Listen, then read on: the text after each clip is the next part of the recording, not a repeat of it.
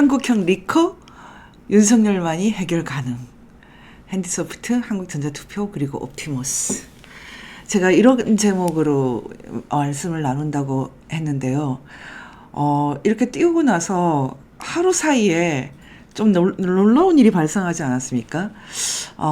저는 대통령을 그 정도로 정말 목숨 걸고 체포할까라는 생각까지는 못했거든요. 그래서 4천 명 정도 경찰을 동원해서 그렇게 굳이 체포를 하려고 할까? 야, 참 이상하다 이렇게 생각을 했기 때문에 저는 대통령이 무조건 체포되면 안 된다는 입장이었고, 미국의 도움을 받아서라도 일단 체포 안 되도록 해야 된다 이런 입장이었어요. 얼마 전에 윤석열 대통령이 체포되면 대한민국이 체포되는 것이다 이런 입장으로 지난주에 제가 얘기를 했었고, 그 사이에 민경욱 의원님이 아직 뭐 직접 말씀 안 하셨을 텐데, 아까 제가 민 의원님하고 통화를 해봤더니 15일에 좀 의미 있는 사건이 있을 것이다 이렇게 말씀을 하셨고, 제가 그게 이제 뭔지 좀 여쭤봤더니 제가 이미 듣고 있는 것과 비슷하더라고요. 지금 미국에 계신 많은 분들이 지금 새로 시작되는 미국 트럼프 두 번째 텀 행정부와 여러 가지 방식으로 지금 윤석열 대통령 이 사태와 연결짓기 위한 많은 다양한 노력을 하고 계시고요. 그 중에 하나가 미국의 유수 매체들, 레거시 매체든 아니면은 인터넷으로 유명한 그런 조르금 같은 그런 매체든 이렇게 연결시키려고 많은 분들이, 교포분들도 애를 쓰고 계시다 이렇게 들었고, 아마 그 중에 아주 좀 그 중에서도 많이 유명한 매체와 연결을 해서 아마 여러 가지 방식으로 인터뷰나 이런 진행을 하려는 계획이 있었던 것 같습니다. 트럼프 대통령이 언제나 시청하는 그런 매체라고 생각이 드는데요.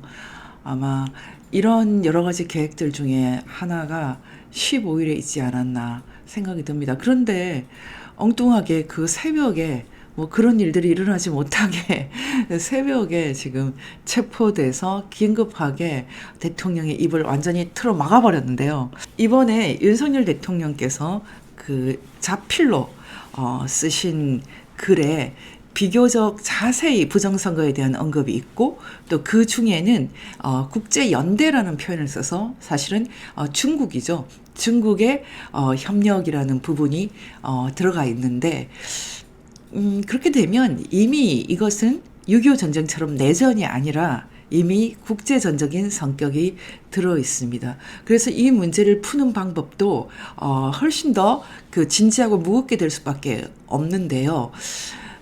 여러분은 이제 어떻게 생각하십니까? 저는 이미 이 사건은 굉장히 국제전적인 성격이 됐다 이렇게 보고 있고요. 오늘 조갑재 대표가 올린 글을 봤더니 오랜만에 페이스북에 올리셨던데, 없는 사건, 허상을 가지고 지금 윤 대통령이 계엄을 했다 이렇게 얘기를 했더라고요.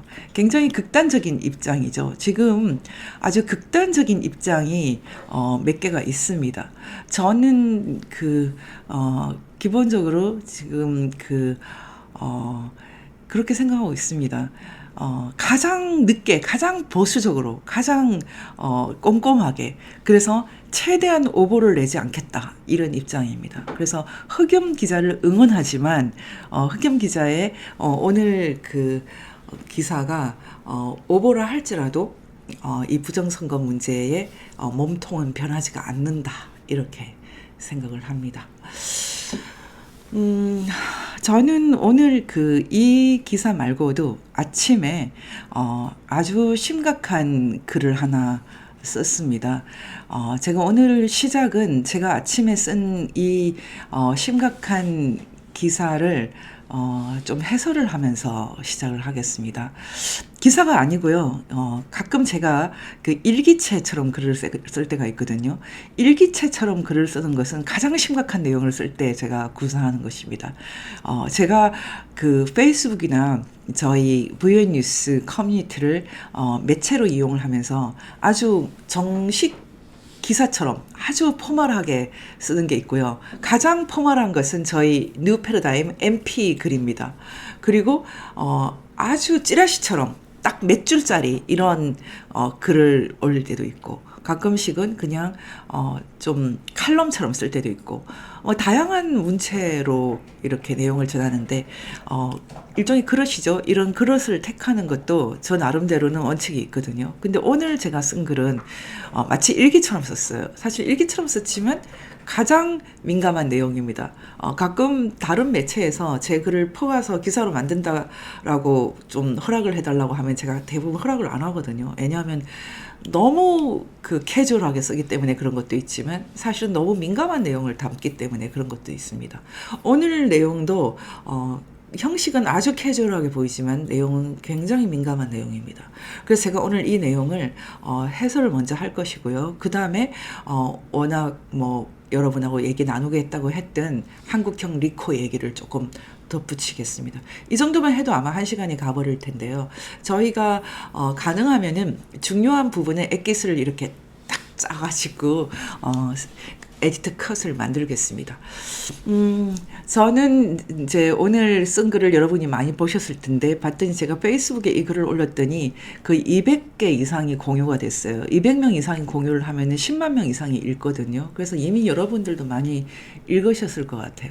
제가 오늘 이 글을 좀 그냥 한 줄 한 줄 읽으면서 덧붙여서 해설을 좀 해드리겠습니다. 남은 치료가 있어 입원을 했다가 내일 다시 입원을 할 텐데 퇴원을 하면 제가 그라운드 C에 나가서 얘기를 나누겠다고 했습니다. 그라운드 C는 VN 뉴스 초기부터 같이 많이 그 공부도 하시고 또 공감도 하시고 그런 분이에요. 젊은 분이지만 저희가 굉장히 아끼고 사랑하는 그런 분입니다. 그래서 제가 요즘에는 그 좀 출타를 잘 안 해요. 외출을 잘 안 하는데, 최대한 이제 그 공감을 많이 하고, 그 배인규 대표의 신남성연대에도 초대를 하면 나가볼까 생각을 하고 있습니다. 할 수 있으면 최대한 젊은 분들하고 많이 교류를 하고 싶어졌어요. 얼마 전에 이렇게 한남동에 갔더니 그 고등학생 아이들, 고등학생 아이들이에요. 고등학생들이 그 친구들하고 같이 그 왔더라고요. 그래서 제가 막 지갑을 뒤져가지고 돈을 꺼내서 막 호주머니 넣어주고 이랬어요. 그냥 이 친구들을 보는 게 너무 기뻐요. 그래서 저는 할 수 있으면은 이 사람들이 모여 있는 데는 좀 다 열심히 가보겠다 이렇게 생각하고 있거든요. 그래서 아마 2월 5일 정도가 되죠. 어떠세요? 2월 5일 정도가 됩니까? 2월 5일 정도에 가능하면 그라운드 C에 나가서 같이 얘기를 하겠습니다. 원래는 여기 초대하려고 했는데 너무 연락을 많이 한답니다. 그래서 공평하게 안 가신다고 하더라고요. 그래서 제가 오케이 그럼 제가 가겠다 이렇게 얘기를 했고요. 2030을 위한 봉사를 위해서 거절하지 않았다. 그래서 근데 오늘 이 글은 이제 그들을 위해서 적어둔다 이렇게 했어요. 어제 이재명 대표와 중국 특파원들을 연결을 해서 다리를 놓은 사람이 동아일보 부국장 모모 씨라고 누군가가 알려주었습니다. 이미 다 아시는 것 같던데요. 근데 제가 확인을 안 했기 때문에 오늘은 그냥 익명으로 처리를 했습니다. 듣고 보니 대학 서클 선배 이름이었습니다. 잘 아는 선배죠. 학부는 그분은 가정대 출신이라 학부는 잘 그 연결이 없지만은 서클 선배기 때문에 당연히 아는 분이고요. 중국 특파원은 중국 공산당 기관원인 것도 맞고 뭐 그렇죠. 북한 노동당 노동신문 기자가 노동당 기관원인 것과 똑같죠. 그거 맞습니다. 그리고 지금 중국이 자유선거를 핵폭탄급의 안보 위협으로 보는 것도 맞지만 그래서 어떻게든 뭐 어떤 방식을 통해서든 입을 막으려고 하는 것도 맞겠지만 그러나 그때 그 특파원들의 만남은 저는 그렇게 심각한 만남이었다고 보지는 않습니다. 좀 저는 그렇게 보고 있습니다. 그건 기자 출신들은 그 이 정도는 감이 있거든요. 그게 무슨 공작적인 그런 건 아니었다 이렇게 생각을 합니다. 그러나 최근 동아일보 보도를 보면서 또 그때 그 자리에서 다리를 놓았다는 선배 이름을 들으면서 왜 나의 예상은 빗나가지 않나 생각을 합니다. 그 선배는 그 서클 단지 서클 선배일 뿐만 아니라 여성인데요. 그분이 대학교 1학년 때 86학번인 대학교 1학년 때 벌써 그 건대 고학년 사건이라고 있어요. 근데 고학년 사건이 사실 주사파의 출현을 알리는 사건이거든요. 우리나라에서 대부분이 주사파의 뜻을 잘 모르는데 주사파를 넓게 쓰면은 주체사상파니까 그냥 친북, 종북 세력을 통칭할 때가 있지만 주사파라는 말을 좁혀 쓰는 개념을 이해할 필요가 있습니다. 굉장히 중요하거든요. 한국 정치 세력을 이해하려면 이 좁은 의미의 주사파 개념을 좀 알아야 됩니다. 그래야지 민주당의 세력 분포를 이해할 수 있거든요. 근데 어쨌든 중요한 것은 지금 좁은 의미의 주사파라는 개념의 주사파가 등장한 것은 1986년입니다. 1986년 특히 건대 9학년 사건, 구국학년 사건 때문에 이때 대거 학생들이 잡혀 들어가면서 주사파가 이 세상에 한국 사회에 등장하기도 했지만 또 힘을 버는 그런 사건, 대중적인 조직으로 확산되는 그런 사건이기도 하고 이 그 동아일보 선배는 그때 당시에 대학교 1학년 때부터 이 사건에 연루되어서 사실 뭐 굉장한 운동권이라고 할 수 있습니다. 그렇지만 최근에는 그 보수 인사처럼 알려져 있었어요. 그래서 전향을 하셨나? 이런 생각 잠깐 했거든요. 그런데 전혀 아닌 것 같아요. 뭐 김순덕이라는 사람은 주사파도 아닐 텐데 거의 김건희 여사나 뭐 그전에 박근혜 대통령에 대해서 거의 뭐 악담 이상의 악담을 하지 않습니까? 여성의 적은 여성이다 이런 말 많이 들었는데 그 말은 제가 좋아하지는 않습니다. 저는 여성들하고 잘 지내거든요. 그리고 부유 뉴스를 도와주고 또 함께 하시는 분들은 대부분 다 여성이에요. 그래서 저는 기본적으로 여성을 굉장히 사랑합니다. 근데 이상하게 여성들이 그 적대감을 갖고 적의를 갖고 또는 뭐 빨갱이가 되면 정말 또 남성들하고 다른 차원으로 또 무시무시해요. 무슨 악감정이 있는지 모르겠지만 지금 김순덕 기자나 뭐 이 동아일보 부국장 허모 기자나 뭐 윤석열 대통령을 거의 저주하는 것 같지 않습니까? 네, 그런 상황이 있어요. 요즘에 그 제가 VN 뉴스라는 매체 이름을 그대로 제가 개인 그 채널이 제 채널은 아니고 개인 그 유튜브 아이디가 있는데도 불구하고 그걸 안 쓰고 그냥 VN 뉴스라는 이름으로 매체명 그대로 닉네임을 쓰면서 다른 이제 그 매체에 막 댓글을 답니다. 왜냐하면 저희 매체가 워낙에 민감한 얘기를 이미 다 해뒀기 때문에 좀 들어와서 보라는 뜻으로 아예 VN 뉴스를 홍보할 겸 해서 제가 매체명 그대로 닉네임으로 씁니다. 그야말로 최고 수준의 비밀들을 이 이름으로 말하기 시작하고 어제도 뭐 아침 6시부터 팔이 빠지라 뭐 YTN에 실시간 댓글을 썼어요. 아마 그 댓글을 보신 분들이 있을 텐데 아마 놀랐을 겁니다. VN 뉴스는 2018년 봄에 방송을 시작하여 8년째 방송을 하며 마치 내일을 미리 말해주는 방송처럼 한 발 앞서 다가올 상황을 예고해 왔습니다. 제가 지금 읽으면서 옆에 있는 그 댓글을 잠깐 보는데요. 이 댓글을 보면은 되게 엉뚱한 얘기들이 가끔 나와요. 지금 그 동아일보 김순덕 기자는 김성주 누나가 전혀 아닙니다. 김성주 누나는 조선일보 기자고 그분은 이 정도로 그 이렇게 막 나가는 사람이 아니에요. 좀 괜찮은 분입니다. 덕자가 들어가가지고 지금 오해를 하는 것 같은데 전혀 아닙니다. 어, 가끔씩 전 틀린 얘기를 하는 사람들 교정을 해주고 싶은데 이렇게 띄우니까 보여서 그때그때 이렇게 교정을 할 수 있어서 좋습니다. 어쨌든 다음 넘어갈게요.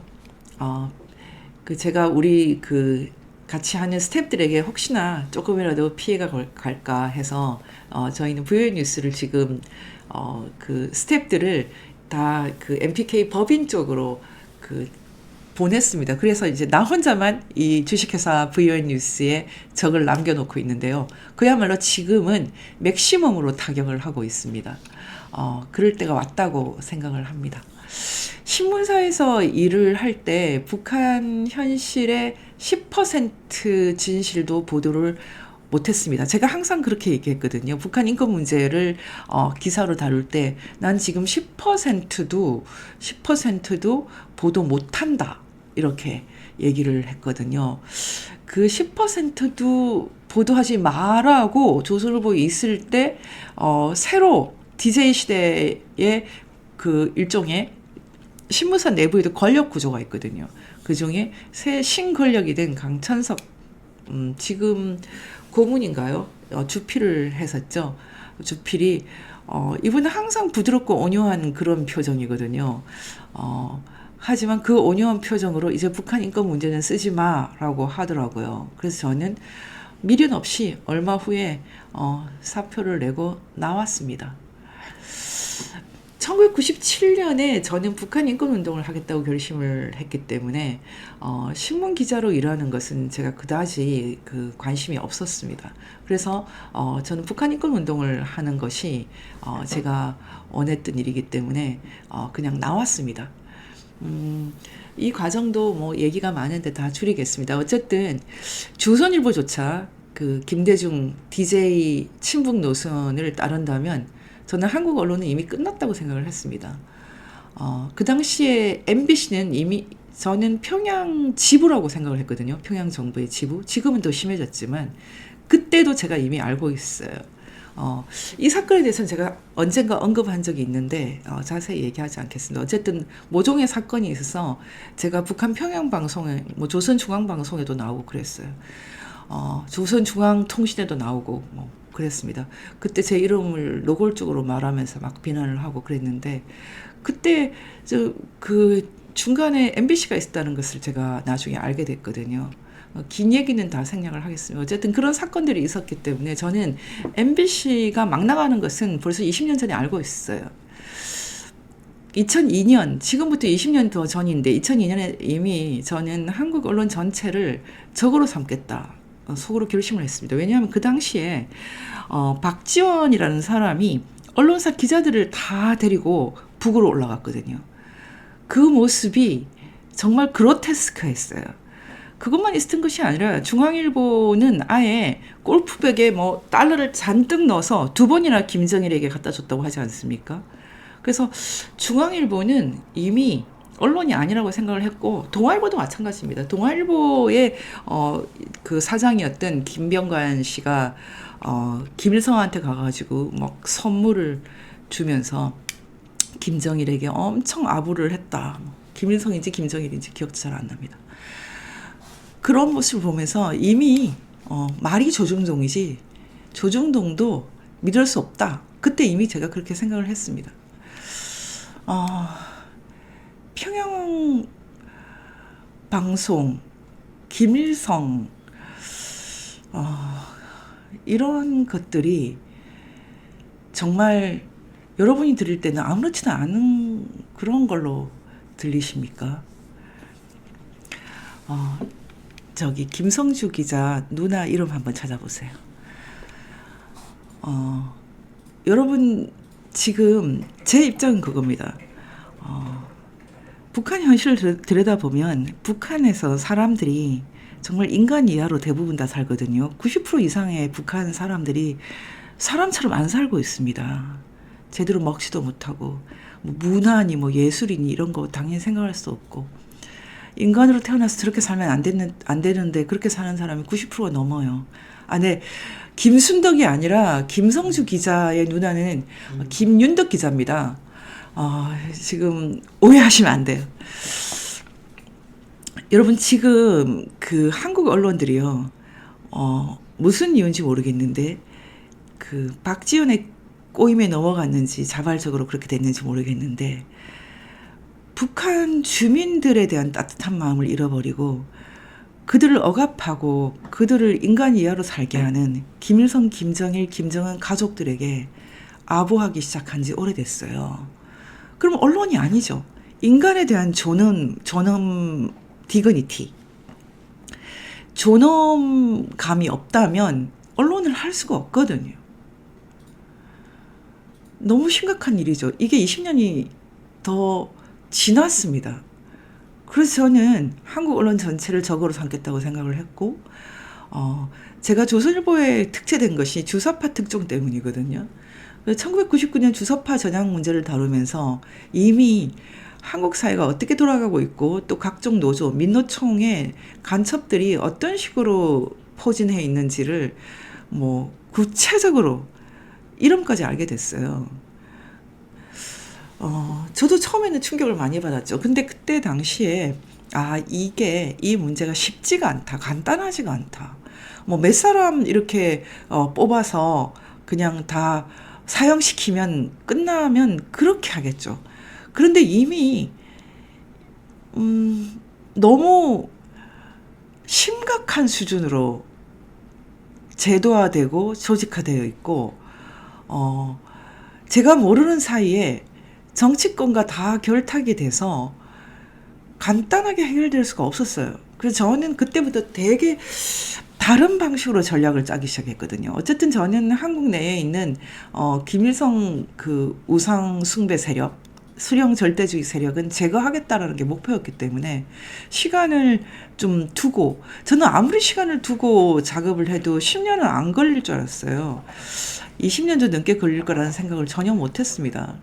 저는 어떻게든 빨리 이 일에서 벗어나고 싶었는데 지금까지 못 벗어나게 됐어요. 벗어나려고 노력을 했지만 뭐 거대한 늪에 빠진 것처럼 나올 수가 없었습니다. 그래서 제가 지금 이 북한 문제를 25년도 더 넘게 다루고 있는데요. 실제로는 30년도 넘었습니다. 왜냐하면 제가 오늘 그 30년도 넘은 스토리를 오늘 얘기하지 않습니까?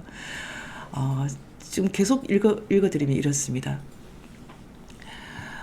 다음 페이지에 이렇게 되어 있거든요. 국가정보원에서 저에게 많은 분들이 접촉을 해와서 여러 가지 대화를 나눠보면 대체로 다 깜깜입니다. 제가 아는 수준보다 다 몰라요. 그래서 전향 주사파들을 아주 막 열광하면서 다 요식으로 앉히는 겁니다. 그때도 제가 이 사람들을 전향시키는 작업을 했지만 믿으면 안 된다고 계속 국정원에 경고를 했는데도 아예 제 얘기는 들어가지를 않더라고요. 나중에 제가 이걸 보면서 이 사람들이 다시 한번 배신을 할 텐데 어떡하지? 그렇게 생각을 했고, 그래서 결국은 이 모든 일들이 내 어깨 위에 있는 거야. 좀 그런 무거운 마음을 느꼈어요. 국정원도 뭐 설렁설렁인 거예요. 나중에 하태경이라든지 이종철이라든지 뭐 김영한 다 그 사람들한테 속았지 않습니까? 그런데 너무 깜깜이라서 이 사태는 어떡하지? 저는 그래서 여러 가지 전략을 많이 짰어요.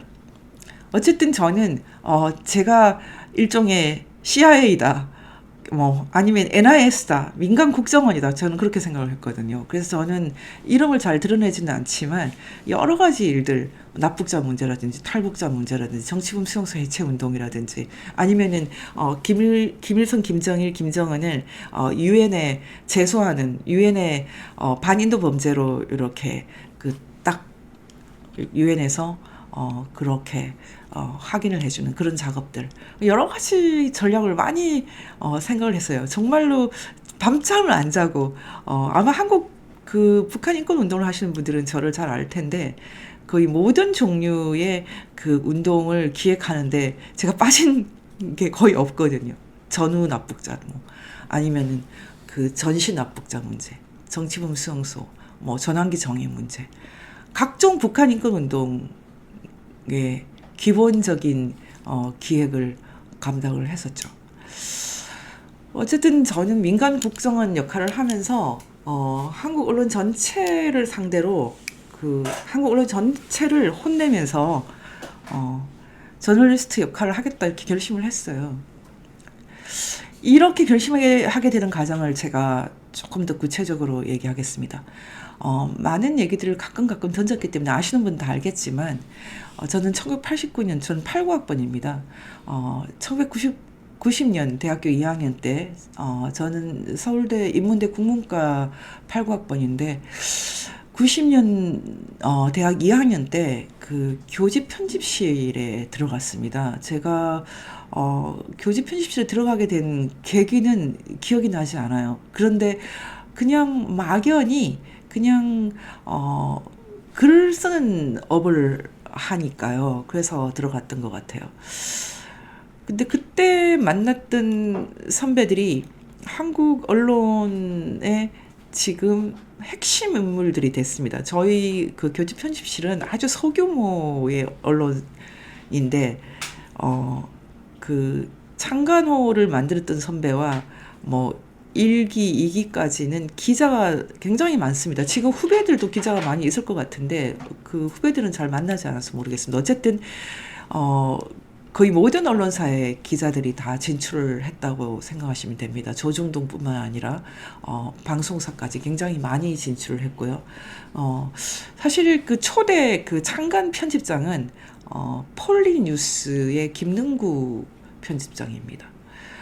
그 정도로 아주 막강한 그 지금 좌파 계열의 그 언론에 이 출신들이 들어가 있는데 제가 1990년에 이 교집 편집실에 딱 들어갔을 때 그 사람들이 그날부터 저를 왕따시키기 시작한 것 같아요. 저는 그때도 좀 왕따라고 생각했거든요. 내 눈빛만 보고도 그들의 조직에 내가 맞지 않는다 이렇게 느끼는 것 같았어요. 그래서 그 사람들은 제 동기들은 모두 비밀 조직에 들어가 있었어요. 우리가 오르그라고 불렀는데 주사파 오르그에 들어가 있었는데 저는 한 번도 초대한 적이 없어요. 그래서 자동으로 제가 약간 스스로 저 사람들과 저는 좀 다르다 이렇게 생각을 했거든요. 어쨌든 그래도 계속 있었어요. 나는 그들이 자신들의 조직에서 무슨 짓을 하고 있는지 사실은 다 알고 있었습니다. 왜냐하면 같이 뭐 술자리에 가거나 자주 가진 않았지만 그러면 다 그때도 다 순진한 뭐 20살, 21살, 22살 얼마나 순진합니까? 그러니까 별 생각 없이 이렇게 그 북한 노래를 막 불렀어요. 뭐 수령님 뭐 김일성을 KIS 키스라고 불렀거든요. 뭐 이런 키스 이런만 들어도 눈물이 난다나 뭐 어쨌든 상상을 초월하는 그런 흐름이 그 당시에 서울대에 있었어요. 그때 뭐 우리 서클 말고도 뭐 동아리 연합회, 서클 연합회라든지 아니면 총학생회 그 당시에 이정희 씨가 부 여학생 회장을 했었거든요. 그리고 동아리 연합회 회장 그림트라는 그런 서클의 대표였는데 나중에 그 민혁당 간첩당 사건에 근거되어서 감옥에 가기도 하고 그랬습니다. 그래서 어쨌든 저는 그 당시에 그 서울대 상황을 굉장히 잘 알고 있었어요. 뭐 그때 그 친구들이 부르던 노래들이 너무 놀래서 저는 지금도 생각이 나거든요. 주사파들은 다 아는 노래인데 뭐 참된 삶이란 무엇인가.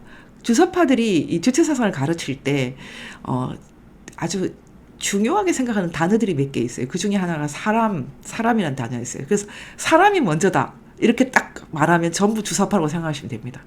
원래 그 사람이 먼저다라는 말은 뭐 사람이 먼저냐, 뭐 동물이 먼저냐, 뭐 이런 의미의 사람 먼저다는 뜻은 전혀 아니에요. 그건 그 유물론에서 나온 그 주체 인식론입니다.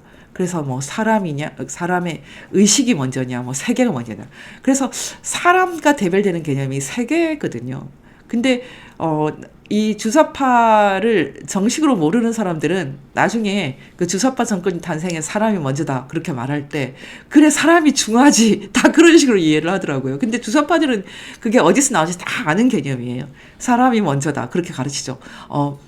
물질에 대한 의식의 선차성 뭐 이런 그 철학 개념을 사람이냐 세계냐 이렇게 도취해서 이 사람이 세계에 대해서 우선한다. 그런 식으로 유물론을 주관적 관념론으로 바꿔버렸다. 뭐 이런 식으로 나중에 PD들한테 욕을 먹죠.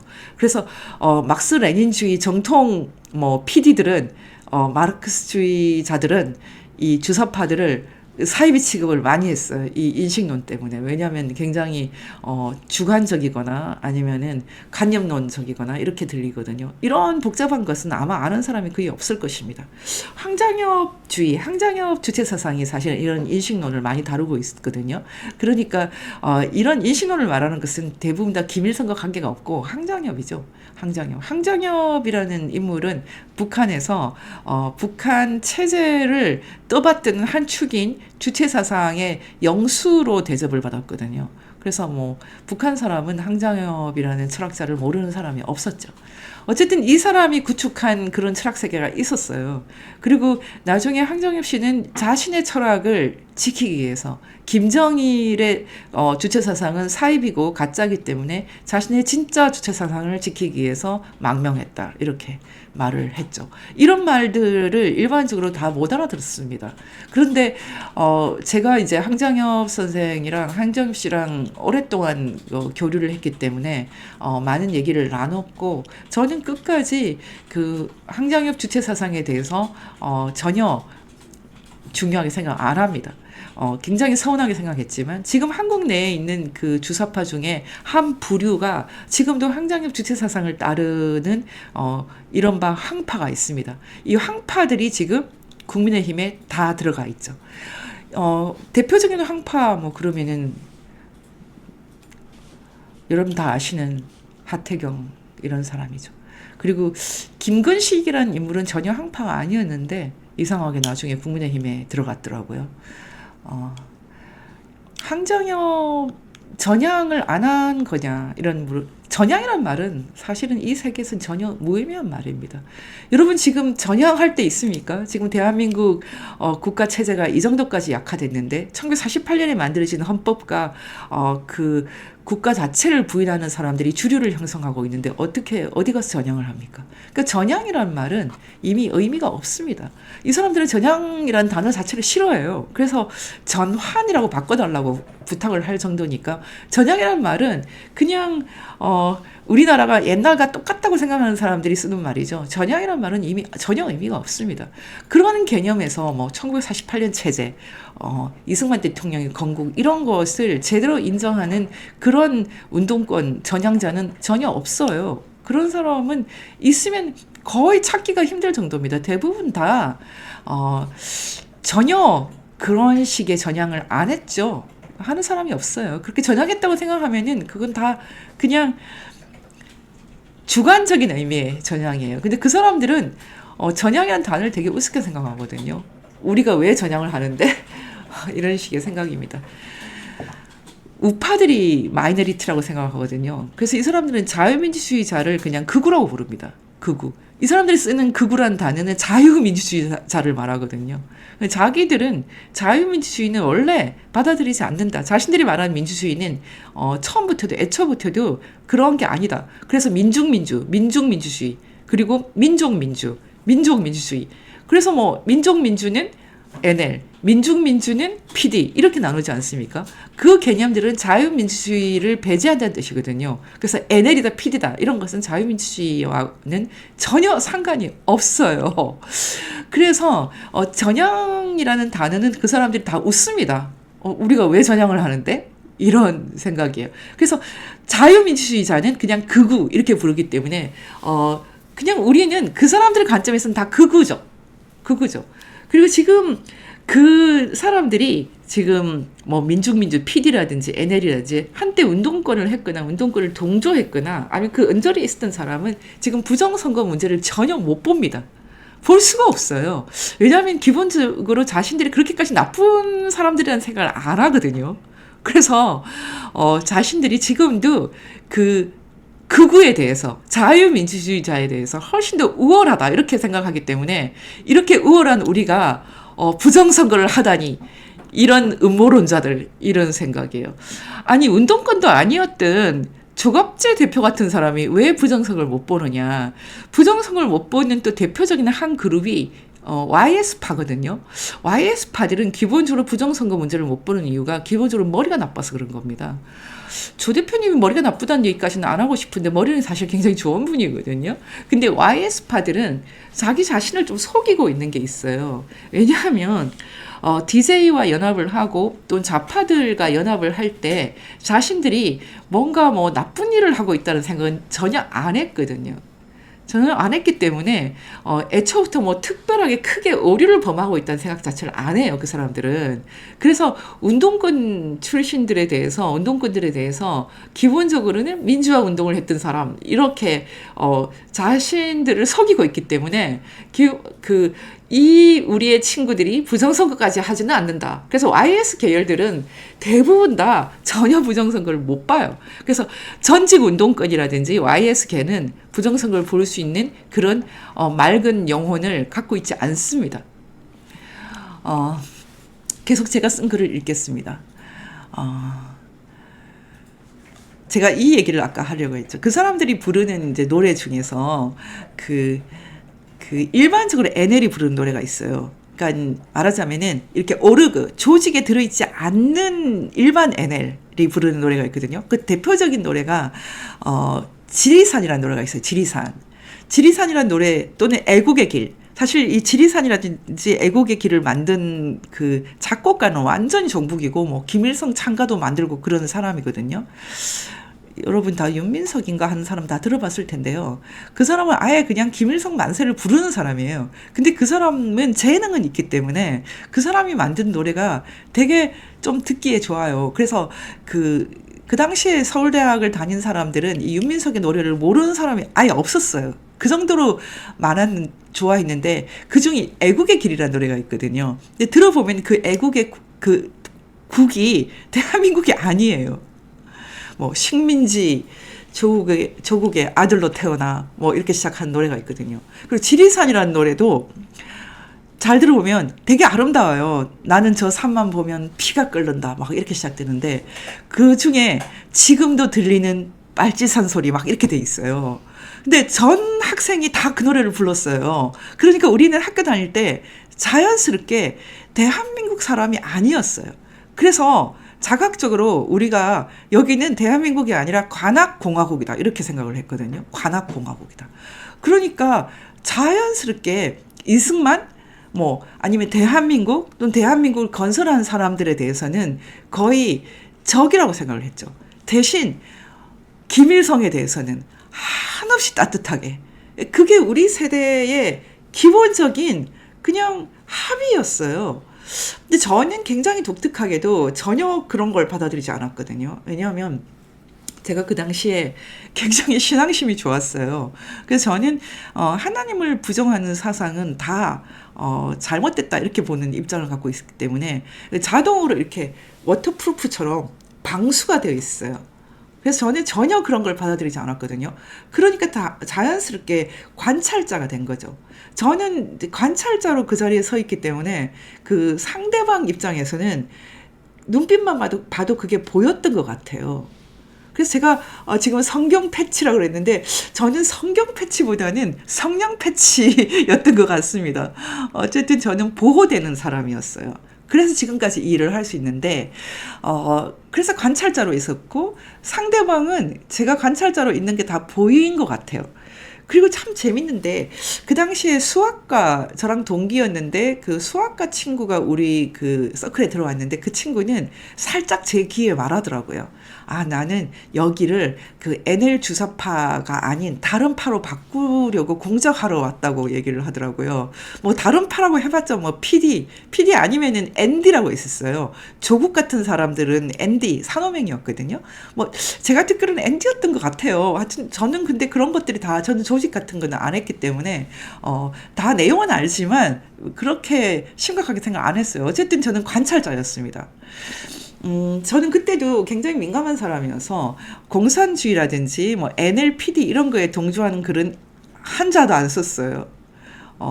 저는 그때도 철저하게 그런 그 인식 에피스템에 들어가지 않았어요. 그런 면에서는 저도 상당히 강한 사람인 거죠. 관찰자로 3학년이 될 때까지 거기 있었다. 아버지 사업 실패로 제가 좀 사적인 얘기를 썼는데 사업 실패로 미저러블한 대학 시절을 보낼 때 실제로 제 대학 시절이 굉장히 미저러블했습니다. 고학을 할 수밖에 없는 상황이었고 우리가 다들 결혼을 안 했을 테니까 함께 살았죠. 동생까지. 근데 집이 너무 작았는데 거기에 이제 한 선배가 좀 숨겨달라고 해서 한 달 이상 우리 집에 와서 숨어 있었던 때가 있었어요. 아마 그 언니나 동생은 다 잊어버렸을 텐데 저는 오늘 그 생각이 나더라고요. 근데 이 사람은 나중에 교사가 되었죠. 정교조 활동을 한다고 제가 들었어요. 하기는 안 했습니다. 이른바 그 당시에 그 주사파 조직 사건, 이거는 뭐 민혁당이나 이런 큰 사건이 아니에요. 주사파 중에서도 저 밑에 있는 사건이에요.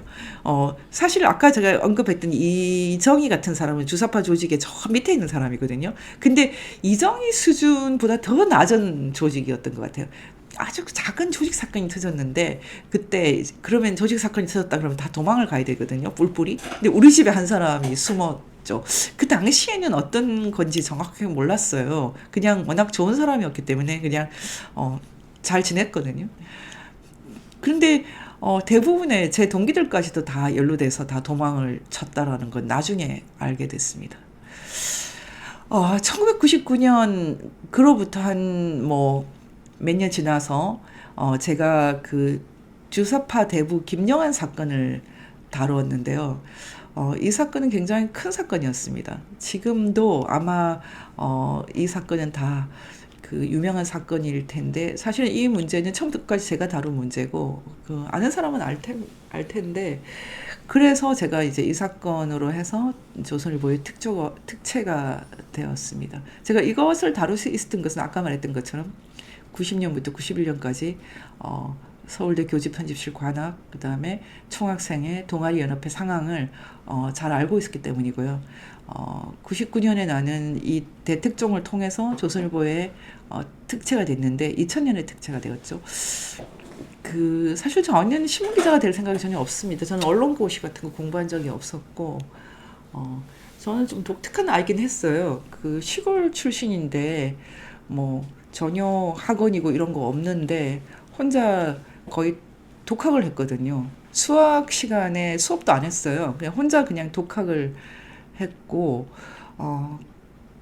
굉장히 좀 독특한 면이 있는 그런 아이였는데 어쨌든 저는 나중에 대학을 졸업하고 대학원에 입학을 하고 그 북한 문제를 보면서 저는 취직을 아예 생각을 안 하고 북한 인권 운동을 하겠다 이렇게 생각을 했었어요. 그래서 그냥 변호사가 될까 이런 생각도 잠깐 했었고 아니면은 외교관이 될까 이런 생각도 잠깐 했었는데 그래서 고시를 좀 해야 되겠다 뭐 이 정도 생각을 하고 있어요. 근데 제가 고시 공부를 하려고 하는데 여러 가지 사건이 터지면서 제가 이제 그 본격적으로 언론사에 들어가는 그런 사건이 있었어요. 그래서 결국은 이제 북한 인권 운동을 하기로 결심을 하고 신문사에서 나오게 됩니다.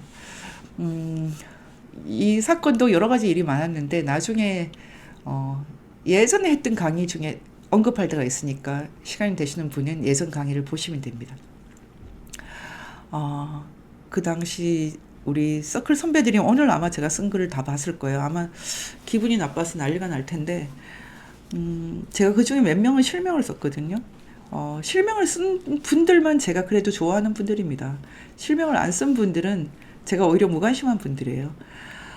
실명을 쓴 분들은 그래도 좀 양질이기 때문에 쓴 겁니다. 유명한 분들이라서 이름을 찾으면 너무 기사가 많이 나오기 때문에 제가 그냥 참고로 써둔 거고요.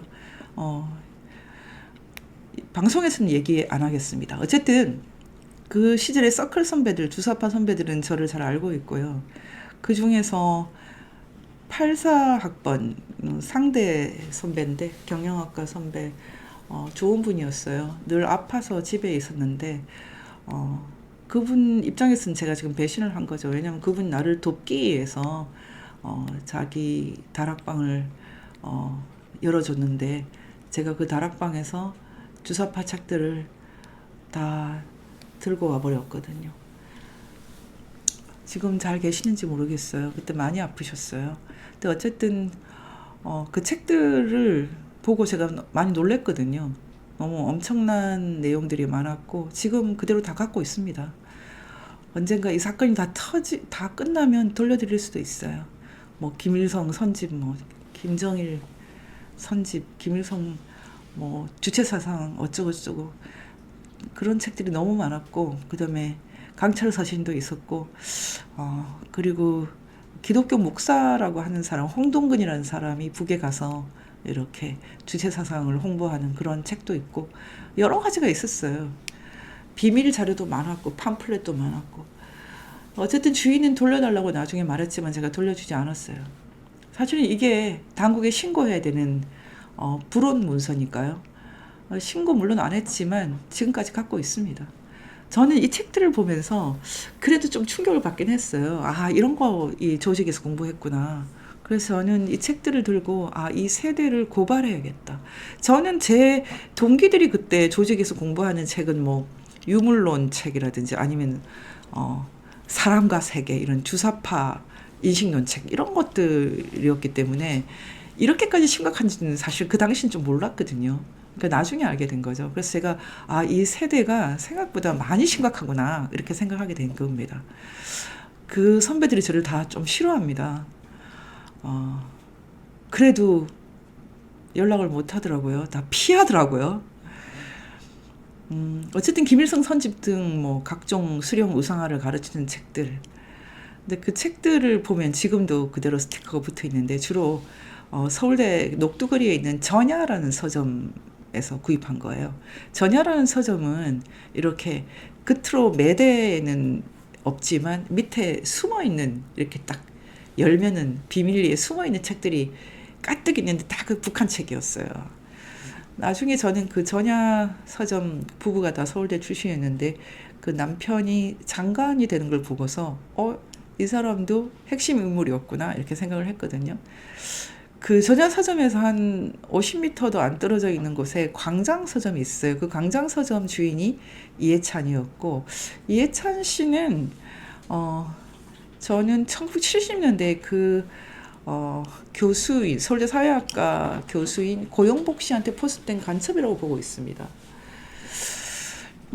그건 뭐 자기 자신이 사실은 고백을 한 거나 마찬가지예요. 간첩 이상의 간첩이니까 어쨌든요.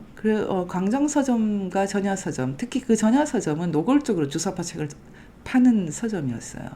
또 옆에 있는 뭐 그날이 오면이라는 서점은 PD 책만 주로 팔았거든요. 그러니까 한쪽은 막스레닌주의, 한쪽은 주체 사상을 퍼뜨리는 핵심적인 센터가 이 두 개 서점이었고, 그리고 또 하나 일반 서점처럼 보이지만 여기도 운동권 책을 주로 많이 판매했던 광장이 있었고, 그 광장의 주인 이해찬이 사실상 오야인 것도 그때부터도 감으로 알고 있었고, 그렇게 소문이 또 나 있었습니다. 그 당시 학생들 사이에.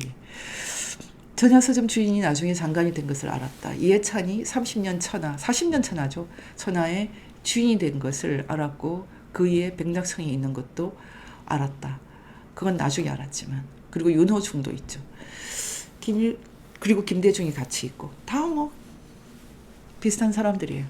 김일성 김정은의 김정일인데 제가 좀 바꿨어야 되는데 김일성 김정일 김정은 특히 김정일이죠. 김일성 김정일의 북한이 대아사로 희청됐죠. 1990년대 말에. 그때 남쪽에 있는 그들의 조직이 사실상 북한까지 지휘한다고 주사파들이 말해 주었어요. 가령 동구권이 다 망했고 그리고 웬만한 공산주의가 다 망했는데 북한 혼자 살아남지 않습니까? 북한 혼자 살아남아야 되는데 살아남기가 힘들잖아요. 이제 뭐 밥도 못 주니까, 배급도 못 주니까. 그래서 남쪽에서 막 이렇게 논리를 제공한답니다. 미국의 경제 봉쇄 때문이라고 말해라. 이런 식으로. 그리고 큰 물 피해, 홍수 피해 때문이라고 말해라. 체제 모순이라고는 절대 말하지 마라. 그렇게 가르쳐 준답니다. 아니, 북한이 원래 경제 자체가, 북한 경제가 폐쇄 경제인데 미국의 경제 봉쇄가 무슨 상관입니까? 그런데 늘 그렇게 주사파들은 가르쳤고 북한에서도 북창을 했어요. 그래서 어느 순간이 되니까 1990년대 말부터는 북한에서 지령을 내리는 것보다 남쪽에서 가르쳐줘요, 북한에. 지금도 그러고 있습니다. 김일성, 김정일의 북한이 대야 아사로 휘청이면서 남쪽에 있는 그들의 주사파 조직이 사실상 북한까지 지휘한다고 그 사람 자신이 말했어요. 꼭 그런 건 아니겠지만, 네. 1990년대부터 2016년까지 김일성의 북한은 남쪽을 의지해 연명을 했지만 박근혜 대통령이 개성을 닫자 다시 휘청했다고 합니다. 사실 그래서 이명박 대통령만 해도 주사파 3기라는 그런 악명이 있습니다. 그런데 박근혜 대통령이 전격적으로 개성을 닫았죠. 왜냐하면 핵 자금을 조달하기 때문에. 저는 이것만 해도 사실은 박근혜 대통령은 인정을 해야 된다고 생각을 합니다. 박 대통령이 아니면 누가 그렇게 할 수 있었겠습니까? 이게 북한으로서는 너무 뼈가 아팠다고 합니다. 결국 탄핵되셨죠. 그래서 다시 목숨을 걸고 문재인을 당선시켰는데 문재인이 검찰총장을 잘못 뽑아서 뭐 개성도 안 열어줬지만 어쨌든 나중에 문재인의 검찰총장이 대통령이 되자마자 강력한 자유민주주의 선언을 하고 있네요. 와, 아마 좌파들 입장에서는 아차했을 수도 있을 것 같습니다. 어쨌든 자유민주주의 선언을 해버리자 김정은 남매가 격분을 하고 이제 남조선언과 끊겠다. 그래서 온갖 땡깡을 부리며 뭐 개성공단에 있는 우리 건물도 다 부수고 금강산 관광도 다 부수고, 그러니까 애들 같아요. 그러면서 영구 분단을 선언을 했죠. 나름대로 자구책이 러시아를 도와주면서 좀 어떻게 해보겠다. 좀 그러고 있습니다. 또 언제 어떻게 바뀔지 모르겠지만 김정은 남매도 살 길을 찾느라고 고생하고 있어요. 푸틴이 전쟁을 끝나면 그 다음에 또 어떻게 할지 뭐 궁금합니다. 임종석이 김정은 남매 말을 듣고 통일 포기 선언을 했죠. 지금 이 임종석이라든지 박선은 이런 주석파들이 굉장히 웃겨요. 왜냐하면은 북한이 국가다 그런 말을 하면서 자기 스스로 헌법 영토 3조를 지우고 있어요. 빡빡 찍고 있어요. 헌법 영토 조항, 헌법 3조는 한반도와 그 부속 도서가 다 우리 땅인데 자기들은 북쪽은 아니야. 우리는 휴전선 이남만 대한민국이야. 이렇게 마음대로 선언하고 있어요. 이자들도 다 감옥에 넣어야 돼요. 지금 여러분이 보실 때 우리나라가 다 넘어간 것 같지만 완전히 다 넘어가지는 않았어요. 왜냐하면 지금 검찰이 탈북자들을 북송시킨 지금 뭐 외교부 장관, 그 당시 안보실장을 기소해서 5년 구형을 했더라고요. 그러니까 지금 우리나라가 완전히 넘어간 건 아닙니다. 임종석이 그러고 있어요. 지금 정의용 서운에 징역 5년 구형했죠. 떨고 있겠죠. 그러니까 우리만 지금 신고할 데 없는 게 아니고 저 사람들도 신고할 데가 없어요. 윤석열 대통령은 계엄을 안 했어도 탄핵되거나 뭐 암살되거나 구속되거나 그런 운명이 기다리고 있었던 것을 이미 스스로 알고 있었고 형극의 길이라고 표현을 하지 않았습니까? 박근혜 대통령이 계엄을 안 했는데도 불구하고 이상한 마녀 사냥을 해서 감옥에 거의 5년 있었죠. 박근혜 대통령이 감옥에 있을 일을 뭘 했습니까? 그냥 공산주의자들이 사건 만들어서 집어넣은 거죠. 그리고 그때 마녀 역할을 했던 최서원 씨는 지금도 감옥에 있어요. 기가 막힙니다. 아, 1990년 서울대에서 만난 그 많은 수많은 인간 군상 덕분에 나는 그 후로 펼쳐질 일들을 말 그대로 그림같이 알게 되어서 지금 저는 예언자가 돼버렸죠. 잘 안 틀려요. 누가 어떻게 움직일 줄 아니까. 대통령이 계엄을 한 후에도 저는 놀라지 않았어요.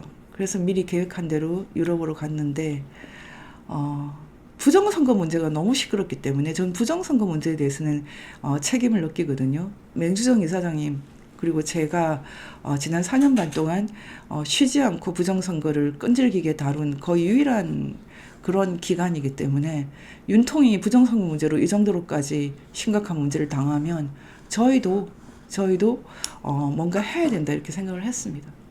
그래서 네. 지금 민경호 씨도 보았냐고 물어보는데 저 솔직히 본 것 같아요. 얼굴이 익숙해요. 왜냐하면 저희 바로 위에 있었거든요. 저분이 국사학과인가로 옮겼어요. 원래 의대를 갔다가. 그래서 항상 지나가는 사람 중에 한 사람이었을 것 같아요. 어쨌든 그렇습니다. 그래서 부정선거 때문에 시끄러워서 또 나를 기다리는 사람, 제가 무슨 말을 할지 기다리는 분들이 너무 연락을 많이 하기 때문에 제가 그냥 앞당겨서 왔습니다. 쉬지를 못한다니까요. 놀지를 못해요. 사람들이 가만히 두질 않아요. 심지어 그래서 저는 병원 가면 굉장히 좋아합니다.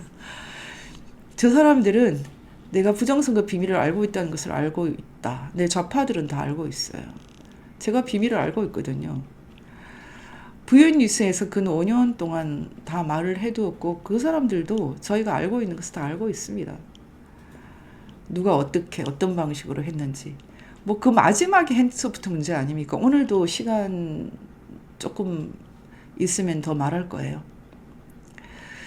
작년에 한국기자협회 회장을 역임했던 서클 선배가 결국 목숨을 끊었다고 합니다.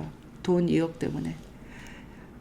이재명 김만배 대장동 사건에 연루가 되었습니다. 아주 좋은 분이었어요. 결혼식 하고 나서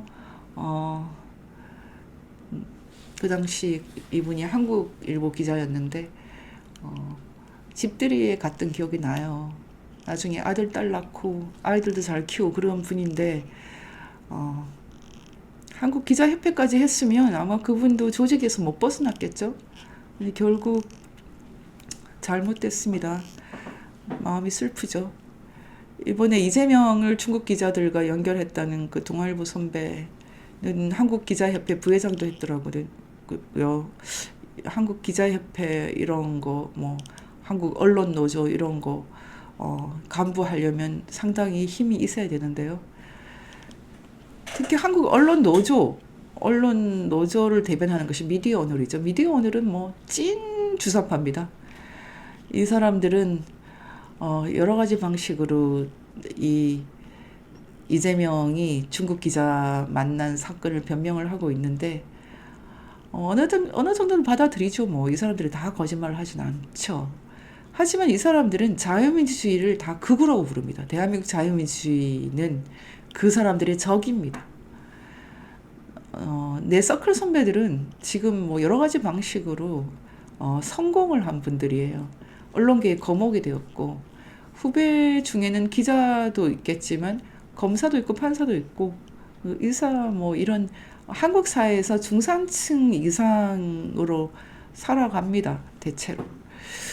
그 다음 페이지에 오늘의 4050 우리 동기들이나 우리 후배들 김일성 수령에게 영혼을 판 선배들이 입에 넣어주는 독극물 같은 것들 그런 역사 지식을 먹고 머리에 넣고 저도 모르게 항일교 북한이 항일교 아닙니까? 김일성이 항일을 했다는 식으로 해서 일종의 백백교를 만들었죠. 인간이 못 살게 하는 항일 진리교, 항일 백백교 제가 그렇게 부르거든요. 김일성 수령 뭐 맨날 조금씩 바꿔서 부르시면 어쨌든 항일교 교도가 되어서 강난을 부리며 대한민국을 이제는 중국 공산당에게 헌납하고 있습니다.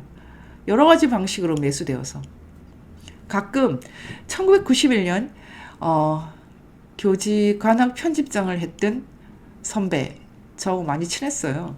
선배를 길에서 봐요. 아주 친했는데 모른 척합니다. 요새는 뭐 히피처럼 머리를 이렇게 기르고 다니고 그래도 여전히 주사파예요 그 사람. 제가 한번 협박했죠.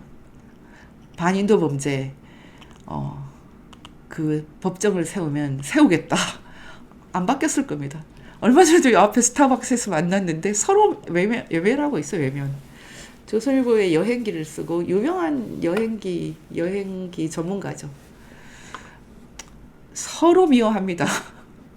그리고 금융위원회 대변을 했고 언론사 국장까지 했던 선배. 여자분인데 우리 집 위층에 살았어요. 그 남편도 굉장히 유명한 기자인데 그래도 이분들은 제가 좀 좋아하는 편입니다. 좀 바뀌었을까요? 그 남편 되시는 분은 그래도 기자로서의 소임을 다하려고 애를 썼던 분이거든요. 그분은 서울대 출신이 아니었어요. 근데 이 선배는 지금은 어떤지 모르겠습니다. 어쨌든 서로 좋아하지 않았어요. 그래서 같은 아파트 아래 2층에 사는데 엘리베이터에서 만나면 서로 어색해서 어쩔 줄 몰랐어요. 나중에 저도 이사 가고 그쪽도 이사 가고 한 주 안에 다 이사 갔더라고요. 매우 거북한 표정들. 우리는 서로 악연인데 참 질기다. 제가 서클 얘기를 일부러 길게 썼어요. 왜냐하면 축소판이거든요. 독일 차를 즐기는 게 아니에요. 아무도 독일 BMW나 이런 거 안 탈 때 그 BMW 작은 미니 같은 그런 걸 타고 다녔어요. 전교조 교사였는데 한번 길에서 만났더니 자기 신랑이 저 같은 우익이 됐대요. 그래서 서로 갈등할 때가 있다고 말하더라고요. 그 신랑도 제가 잘 아는 같은 서클 친구였어요. 동기였어요. 89학번. 그 친구는 지금 대학 교수입니다. 그때 그 친구는 조직에 안 들어갔었나? 제가 그런 생각을 했었거든요. 조직의 검은 손에 이끌렸던 그 많은 서울대생이 30년 이상 출세를 해서 대한민국을 배신한 대가를 톡톡히 누린다. 배신하지 않으면 저처럼 극우몰이를 당하면서 왕따가 되죠. 이들이 자유민주주의를 수호하겠다는 대통령들을 줄줄이 감옥에 넣는 중이다. 그쵸? 줄줄이 넣었죠 지금. 어떡하니? 부정선거 다 들켰는데 지금 스카이데일리 기사가 사실이라면 거의 핵폭탄급으로 들켰고 사실이 아니라도 이미 나와 있는 증거 이번에 대통령이 부정선거에 대해서 쓴 것을 봤더니 이미 훤히 다 꿰고 계시더라고요. 그러나 그들은 이렇게 말할 것이다. 들키면 어쩔 건데 어쩌라고 니네들 어디 신고할 건데 경찰에? 경찰이 수사하니? 검찰에? 검찰이 수사하니? 법원에? 법원이 인정하니? 주사파들은 인생을 북한에서 배웠어요. 그들의 롤 모델이 김일성이랍니다. 그래서 권력이 만능이에요. 김일성이 아무리 범죄를 저질러요. 사람을 죽여봐요. 누가 신고합니까? 범죄는 신고할 데가 없으면 더 이상 범죄가 아니죠. 일상이죠. 일상입니다. 오늘 제가 이 글을 올렸을 때 댓글에 저도 같은 경험이 있어요 라는 분이 굉장히 많았어요. 스카이 이런 거 아니라도 지방에 있는 대학이라도 자기는 총학생을 했는데 똑같은 경험이 있어요. 이런 사람이 많았고 여기도 지금 그 언이라는 분이 고대 86학번인데 서울대랑 똑같다. 고대도 만만치 않았거든요. 고대 그 교직 편집실도 엄청 가격했어요. 근데 제가 이 비슷한 얘기를 많이 했었죠. 지금까지 제가 주사파는 어떻게 권력을 획득했냐 이 강의들을 할 때 다 많이 얘기를 했고 아마 처음 듣는 분도 있으실 텐데 우리 세대는 지금 제가 드리는 말씀이 굉장히 흔한 얘기라서 놀랍지가 않습니다. 근데 지금 제가 오늘 얘기를 다시 했던 이유는 2030 자신들의 부모 세대, 저만 해도 이미 부모 세대 아닙니까? 부모 세대가 어떻게 살았는지 알려드리고 싶은 거죠.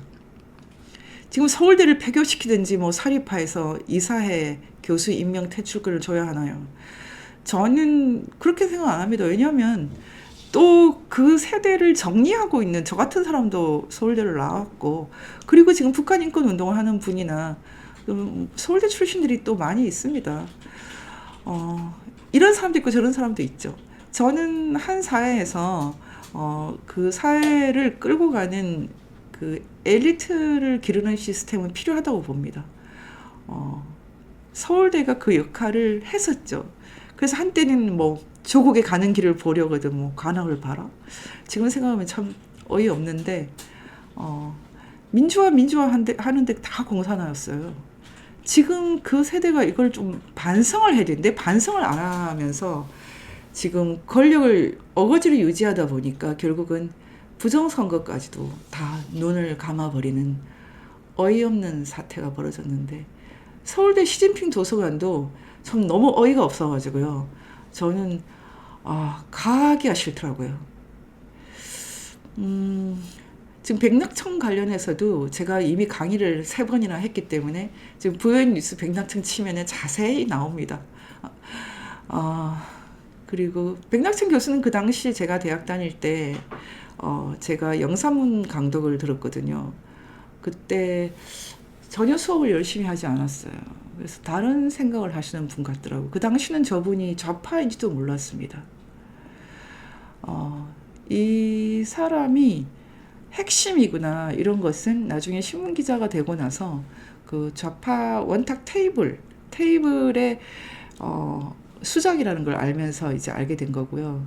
그리고 특히 최근에 그 이재명 당선을 위해서 모두 단합을 해야 된다.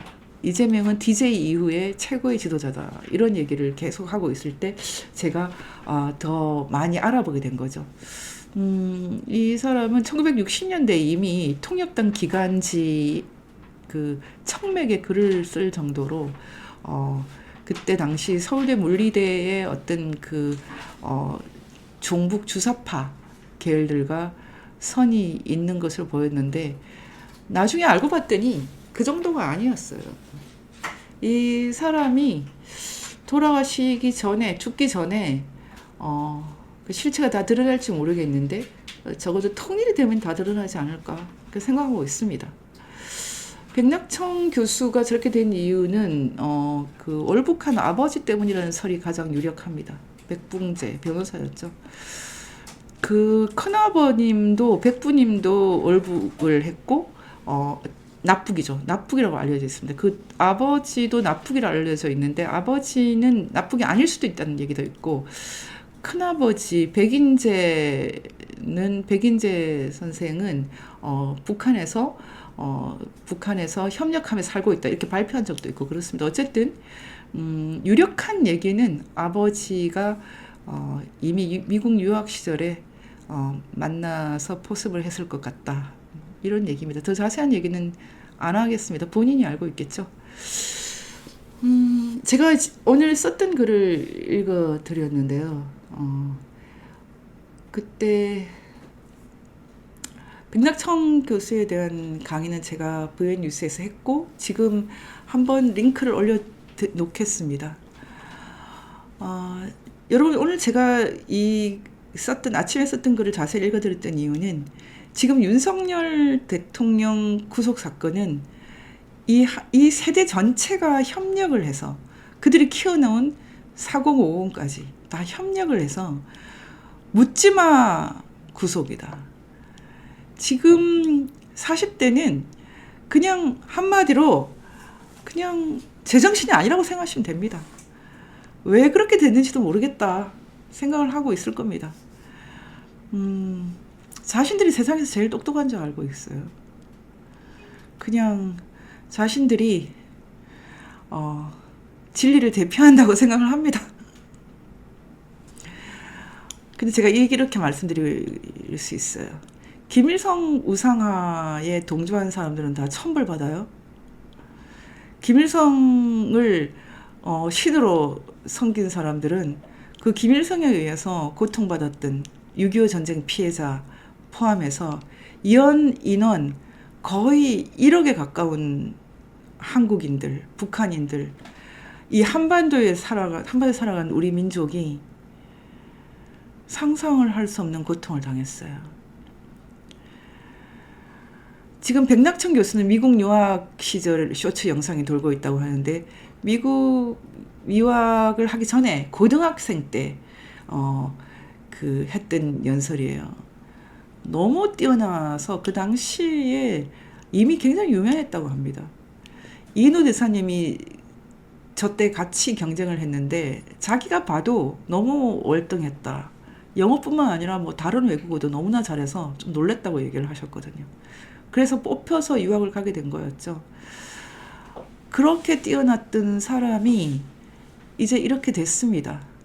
어쨌든 제가 오늘 이 얘기를 썼던 이유는 이미 이 부연뉴스에서 많이 했던 얘기기도 하지만, 저는 2030이 이 나라에서, 이 한반도 남쪽에서 무슨 일이 있었는지, 그리고 지금 만들어지는 영화들은 대부분 다 조총련 계열의 영화, 그리고 지금 주사파 계열의 영화, 그런 것밖에 없습니다. 지금 서울의 봄은 사실 굉장히 우스꽝스러운 영화인데 그냥 이 주사파들이 자신들의 이제 불어로 에피스테메라고 하거든요. 자신들이 누리는 이런 인식의 장 속에서 그냥 헤엄치고 있는 겁니다. 밖에서 보면 그냥 한마디로 웃음이 나죠.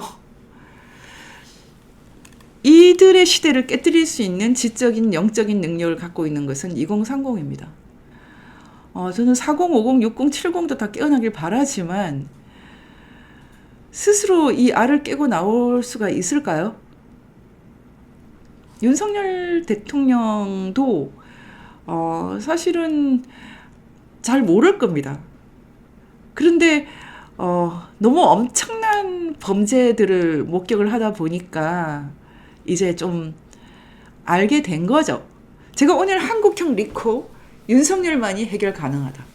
핸디소프트나 한국전자투표에 대해서는 제가 강의를 많이 해서 이미 보신 분들도 있을 것이고, 그리고 링크를 올려놓겠습니다. 여러분들이 다시 보시면 되고, 긴 것을 볼 시간이 없으면 이런 것들은 다 줄여놨습니다. 저희 PD가 굉장히 잘 줄여놨기 때문에 여러분 보시면 됩니다. 여기 동영상을 누르면 다 들어있거든요. 근데 제가 오늘 옵티머스를 붙인 이유는 이 한국형 리코라는 것을 설명하기 위해서요. 이 리코라는 단어는 한국 사람들 잘 모르는 단어인데, 이건 Racketeer Influenced and Corrupt Organizations Act라고 해서, 이거 1970년에 만든 법이에요. 이 법은 사실은 리코 법이라는 것은 간단하게 말하면 조직 범죄를 처벌하는 걸 말합니다. 조직 범죄. 근데 조직 범죄를 처벌하는 걸 말하는데, 원래도 리코 법을 만들기 전에도 이건 닉슨 때 만들었거든요. 근데 여러분들이 영화 대부를 보시면 미국이란 나라도 지금 엄청난 걸 알잖아요. 겉으로 보면은 뭐 기업 같은데 들어가 보면은 어마어마한 마약이라든지 알코올, 술이라든지 이런저런 그런 범죄와 연루되어 있는 그런 대형 조직을 알지 않습니까? 이 Racketeer Influenced and Corrupt Organisations라는 것은 영향을 받은 렉티어, 이 뜻은 이 influence라는 것은요, 말은 이제 영향인데 사실은 누가 이렇게 뭐 지령을 내리면 받아야 된다는 의미지 않습니까?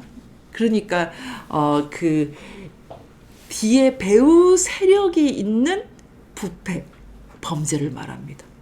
그러니까 범죄가 뭐 살인이면 살인, 아니면 공갈이면 공갈, 이렇게 한 개, 두 개 이렇게 있는 게 아니라 서로 연관이 안 돼 있는 것 같지만 멀리서 보면 이게 뭐 한 덩어리인 거예요. 그래서 너무 이렇게 범죄가 크기 때문에 그냥 이거는 그냥 단순 사건으로 보면 안 되겠네.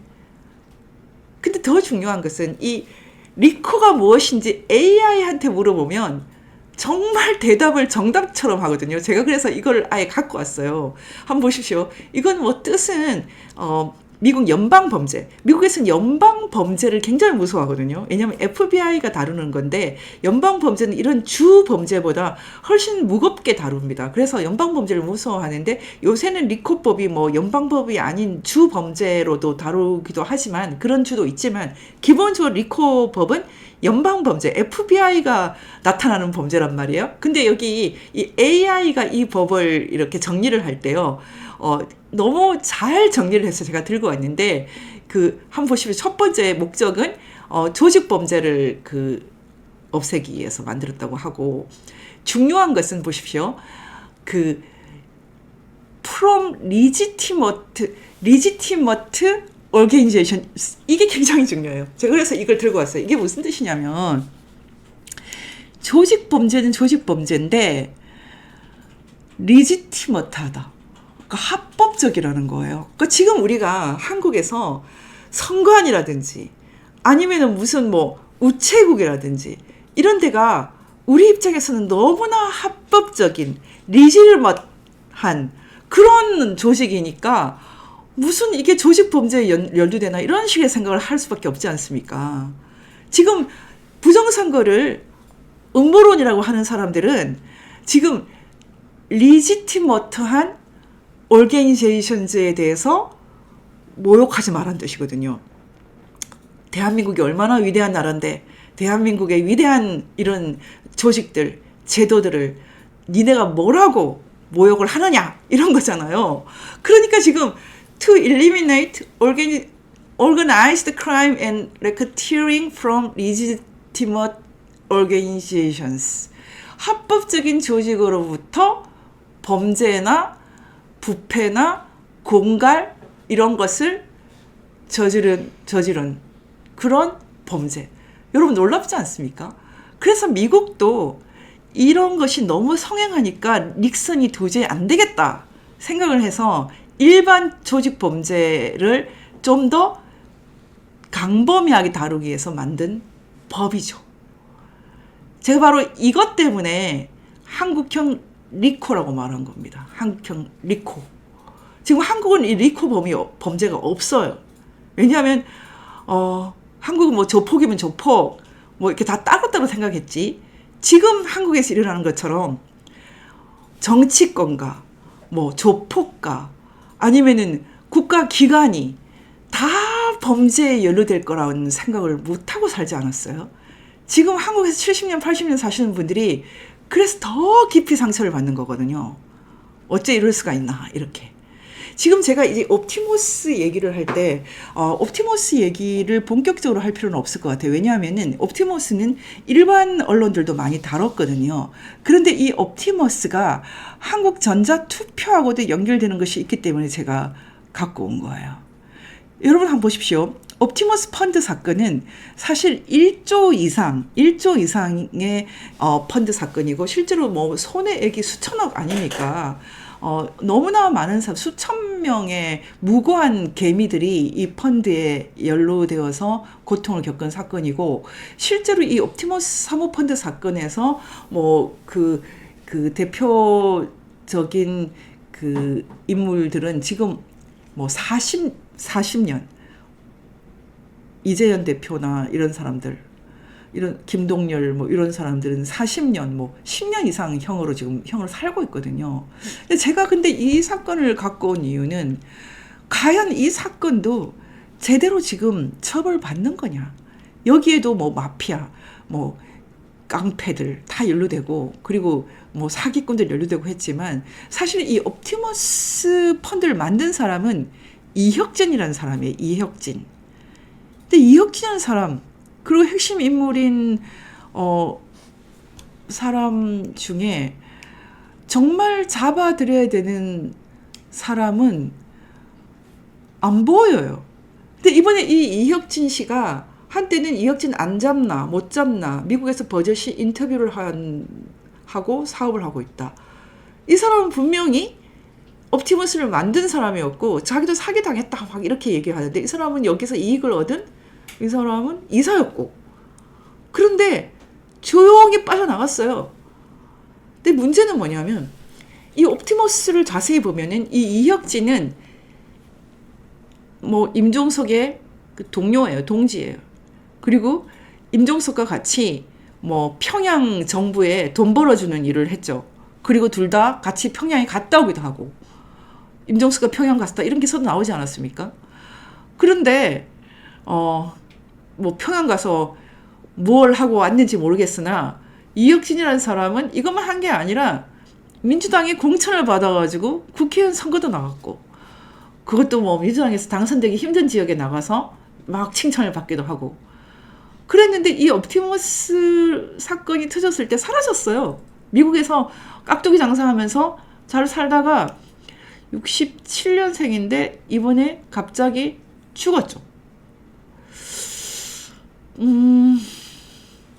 너무 놀라운 것은 이 사건을 자세히 들여다보면 권력 있는 사람들은 다 빠져나갔어요.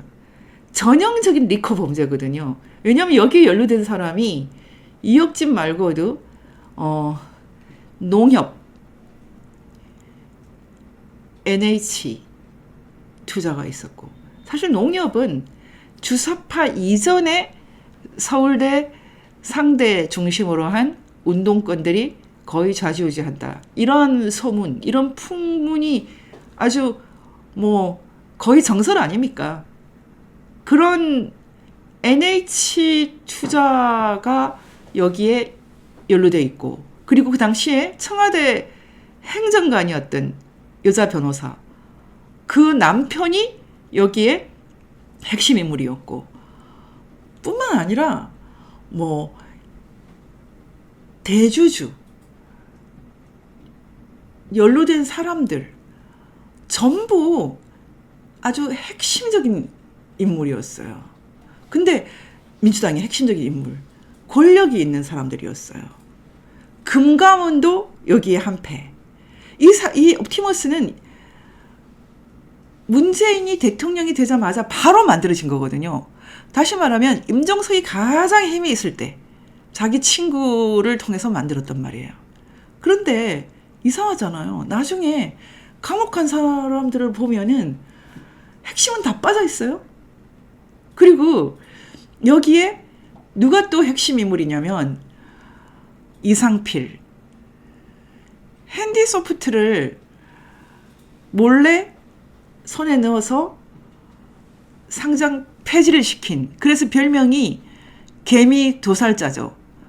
그 당시에 핸디소프트 상폐될 때도 많은 분들이 손해를 봤을 텐데, 그 핸디소프트를 상폐시키는 사람이 여기도 기업 사냥꾼이라고는 하지만 어떤 사람인지 들어가면 더 있겠죠. 이 옵티머스에서도 핵심 인물 중에 한 사람이거든요. 근데 이 옵티머스는 이 사람만 핵심 인물이 아니고, 이 옵티머스는 처음에 막강한 권력을 배경으로 하고 있었기 때문에 아주 안정적인 그런 채권에 투자하는 괜찮은 펀드로 알려져 있어요. 국책 자금만 들어간다, 이런 식으로. 그 중에 하나가 핵심적인 국책 자금이 어딘가요? 한국전파진흥원. 어떻게 옵티머스에 1,000억을 넣고 자녀 취업을 시킨 임원이 KCA 소속이냐? 한국전파진흥원. 지금 이 한국전파진흥원, 한국방송통신전파진흥원, 지금 여기 이건 나주로 옮겼죠.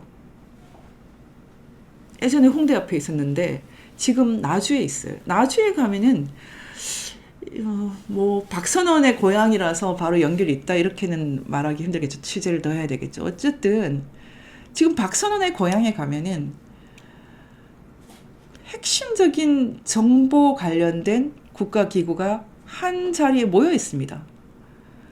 우체국 인터넷 우체국이 이사를 갔고요. 한국인터넷진흥원이 이사를 갔고요. 다 모여서 뭘 하고 있어요? 도대체 막강한 힘을 갖고 있는 비서실장 임종석, 그의 친구 이혁진, 옵티머스를 만들어서 조 단위의 돈을 어떻게 이렇게 손에 넣습니까? 그리고 NH 투자를 통해서 어떻게 그 많은 고객을 확보를 합니까? 근데 저는 힘이 있고 권력이 있었던 사람들이 제대로 옵티머스에서 저는 벌을 받았느냐, 그런 생각이 안 듭니다. 어떻게 생각하십니까? 지금 박선호는 문재인보다 서열이 높다? 당연히 높죠. 문재인은 서열을 낮아요. 진짜 높은 사람은 대통령 뭐 이런 거 잘 안 하죠.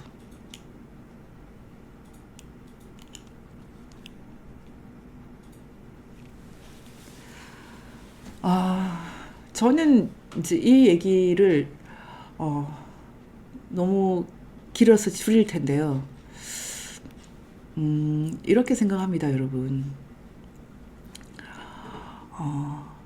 아까 제가 말씀드렸던 닉슨 대통령이 법을 새로 바꿔서라도 이 거대한 조직 범죄를 뿌리를 뽑아야 되겠다, 이렇게 생각했던 것처럼 합법적인 기관까지 연루된 이런 엄청난 조직 범죄를 그 이상의 권력이 없이 어떻게 소탕할까요? 윤석열 대통령 미국의 FBI처럼 제가 그런 강의를 한 적 있죠.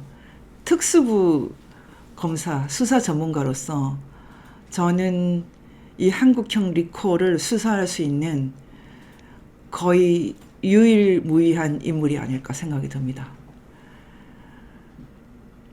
핸디소프트, 한국전자투표, 옵티머스, 왜 다 인물이 겹치냐고요. 핸디소프트를 만들었던 안영경 사장에 대해서 어떤 분이 저한테 제보를 해줬어요. 사실은 핸디소프트를 이상필에게 넘겨서 거의 300억에 가까운 돈을 취해간 인물이다, 상폐되기 전에. 그래서 지금도 잘 살고 있다, 그런 내용이었어요. 남민호와 안영경은 고향 선후배다. 예.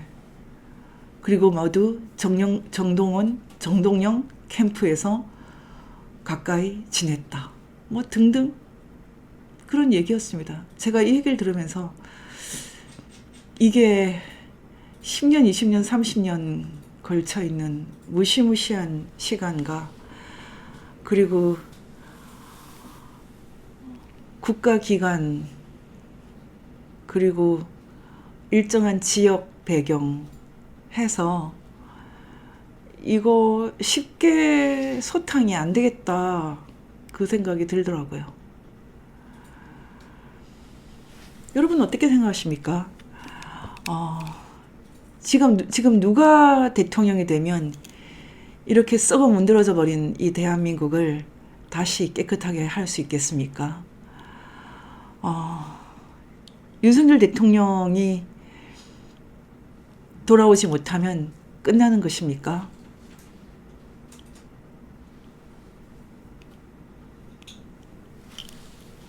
네. 저는 지난 거의 30년 가까이 우리 세대에게 이렇게 출구를 열어주면서 이 부패, 이 엄청난 레크티얼 사건을 정리하는 작업을 합니다. 그리고 거룩한 대한민국, 깨끗해진 대한민국이 북한에 대해서 도덕적으로, 경제적으로, 법적으로 우위를 점해서 북한을 정리했으면 좋겠다 생각해서 자유통일을 위해서 일하는 사람입니다. 여러분, 지금 이 일을 우리 세대가 못하면 2030, 40이 해야 되겠지요? 앞으로도 우리는 이 젊은 세대를 깨우는 일을 더 할 것이고요. 윤석열 대통령 고생하시는데, 추울 때 너무 감사해요. 제가 너무 거칠게 의료 문제 한 것 때문에 많이 비판했고, 지금도 그 부분에 대해서는 많이 불만을 갖고 있지만, 크게 보아서 너무 위대한 일을 해 주셨습니다. 감사하고 빨리 돌아오시기를 바랍니다.